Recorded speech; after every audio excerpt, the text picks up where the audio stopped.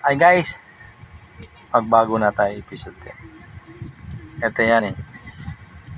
Guys, di naman ibig sabihin bato-bato sa langit na kapag marami ka naging babae, naging girlfriend, naging asawa, ay yan po yung patunay na lalaki ka.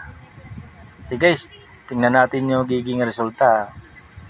Yung mga babae na niloko natin o hindi natin pinanagutan, lalo na buntis natin, anong sakit ang mararamdaman ng magulang, ng ina, ng mga kapatid, lalo na yung babae na hindi mo malang binigyan halaga, pero nung ikaw ay nambubula o kinakailangan mo, ang dami mo mga pasaring, mga pangako o mga promise na binigay sa niya para makuha mo lang yung loob, makuha mo lang yung kanyang tiwala. Huwag na tayo ganun. Paano lang, guys, karma is real pagkatanda natin. Ako naniniwala ako dyan, kaya kayo maniwala na kayo.